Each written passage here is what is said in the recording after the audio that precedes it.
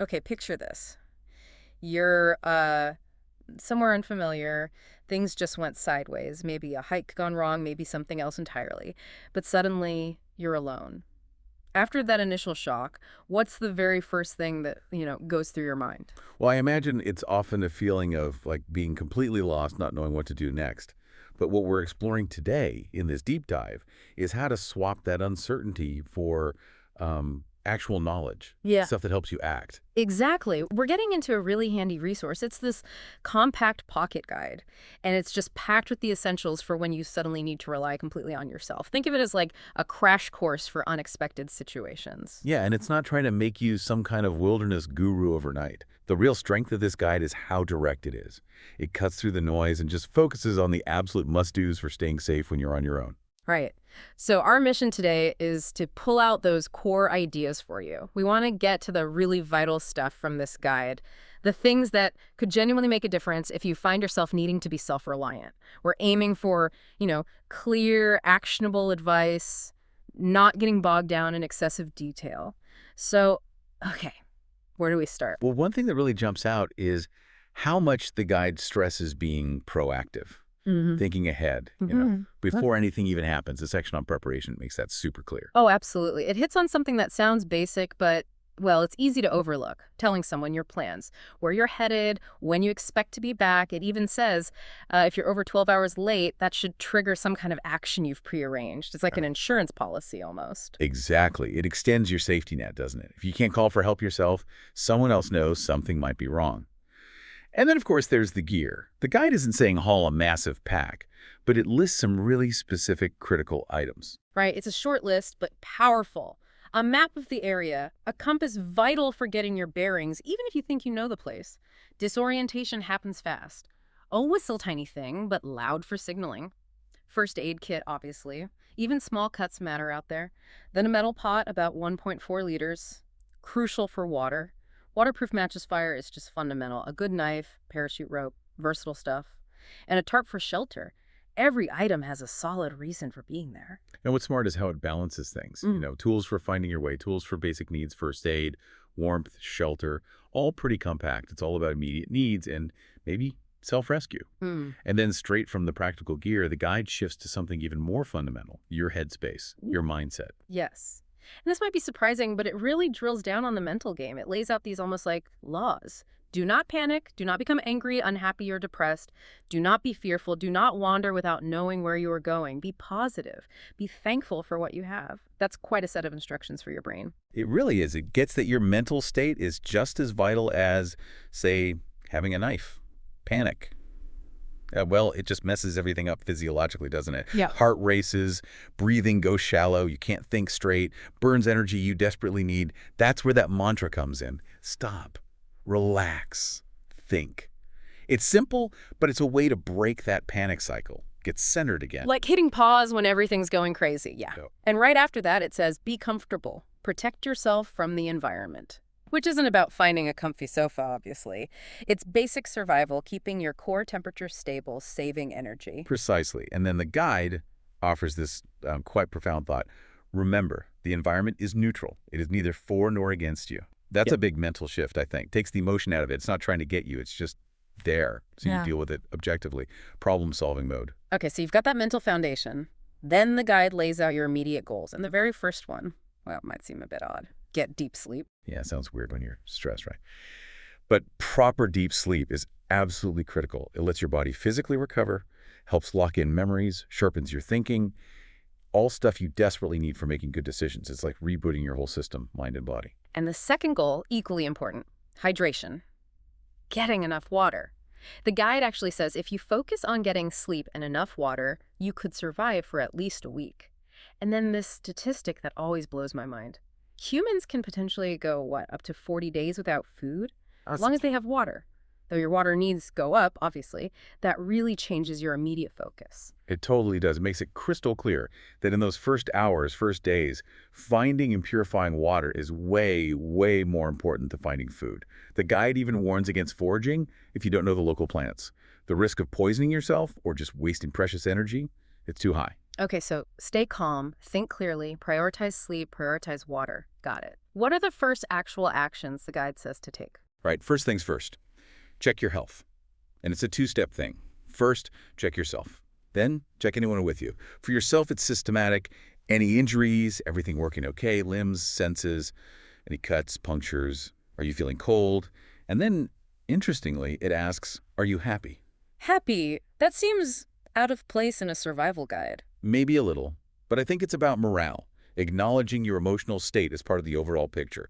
The main point is to deal with injuries realistically. Don't ignore them. Clean cuts, bandage them, manage pain.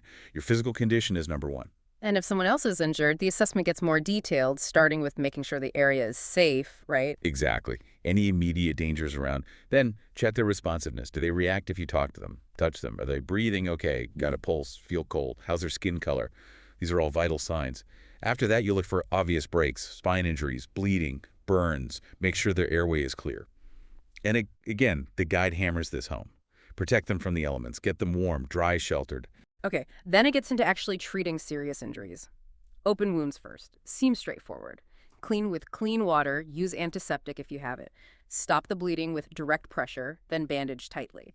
And it gives that stark warning about tourniquets, really only a last resort for life-threatening bleeding you can't stop otherwise. Definitely a last resort. For broken bones, it says deal with any open wound near the break first. Only splint it if you absolutely have to move the person.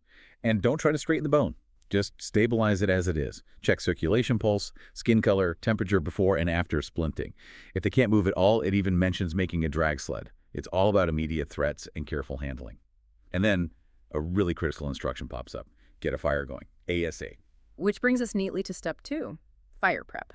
The guide says gather plenty of dry wood, pieces about arm length, enough to last the night, maybe longer, and you need good fire starter like a bundle of tiny dry twigs. And the fire pit itself, ideally about your body length. That gives you a good zone for warmth and light.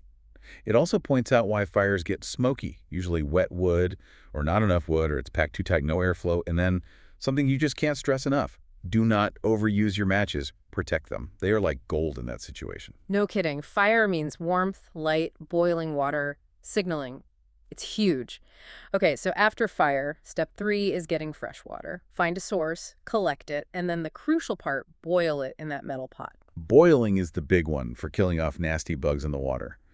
The guide suggests 15 minutes of boiling, just to be safe. Filtering after it cools down is good if you can, but boiling is the non-negotiable step for safety. Oh, and it makes a good point about drinking it warm. Helps save body heat. Plus, you need to consciously drink more water than usual and keep an eye on your urine color. Should be clear, basically. That tells you you're hydrated. Right. So health checked, fire started, water sorted. Step 4 is taking stock, doing an inventory of what you actually have with you. Yeah, this is about knowing your assets and maybe what you've lost. The guide mentions things like any food you have, maybe little things like salt or sugar packets, rope, extra clothes, any signaling gear like a radio or phone. And a key tip for the phone, turn it off unless you're actively trying to use it. Turn off GPS too, save that battery like crazy. Knowing what you have lets you plan properly. Makes sense. So with those immediate things handled, the guide moves to shelter. And it talks about 2 kinds, really. A quick one-night thing and something more permanent. For that first night, yeah, it suggests using what's there. A big log, a pile of wood as a windbreak. Put some branches down between you and the cold ground for insulation. Stay close enough to the fire for warmth, but obviously not too close. A roof is only really a priority if it's actually raining or snowing. But if you have the time, daylight, and energy, building something better is always a good idea. And that leads to the Home Sweet Home section, building a more permanent shelter. A lean-to near the fire pit seems to be the recommendation. Site selection matters here too, thinking about the sun. Yes, it suggests orienting the main ridge pole east-west, with the opening facing west ideally. That way you get morning and afternoon sun for warmth and drying, and maybe some protection from prevailing weather. The construction is pretty standard. A main horizontal pole held up by trees or maybe a tripod you build, then angled poles leaning against it for the roof frame. Add some smaller horizontal sticks across those, then cover it ideally with your tarp. Make sure water can run off, not pool up. You can even make a tarp door. And then insulation is key. Pack the ground, roof, sides with whatever you can find, pine branches or great leaves, debris, block all the drafts you can. The guide also mentions some optional upgrades for your camp, things to make it better or help signal. Yeah, nice to haves or maybe need to haves depending. Like a rock fire ring, use dry rocks though. Wet ones can explode when heated. Flat rocks are handy for setting your pot on. Maybe build some extra little walls around camp as wind breaks. And really important, setting up a signal fire platform. Like a tripod with a shelf loaded with dry stuff that makes a lot of smoke, like pine branches. Keep it in a clear area, ready to light if you hear a plane or something. Also, making a big X on the ground with rocks or branches in an open spot. That's the ground-to-air signal for unable to proceed. Basically need help. And speaking of signals, it gives specific advice for using the whistle, a simple code even. That's right. 3 long blasts means help. Universal distress signal. If someone hears you, they should reply with 2 long blasts, asking, "Where are you?" Then you answer back with 1 long blast, "I am here."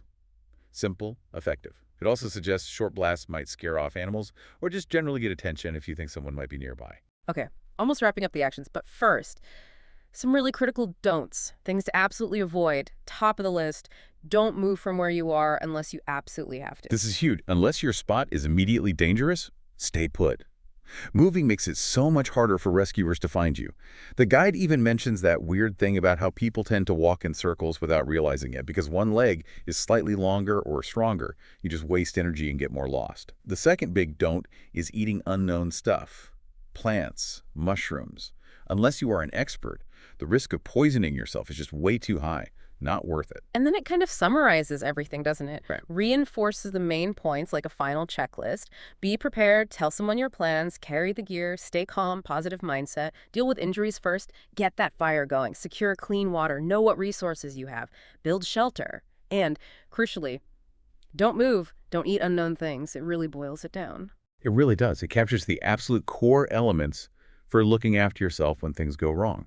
If you internalize these principles, you're just much better equipped to handle tough situations and hopefully come out okay.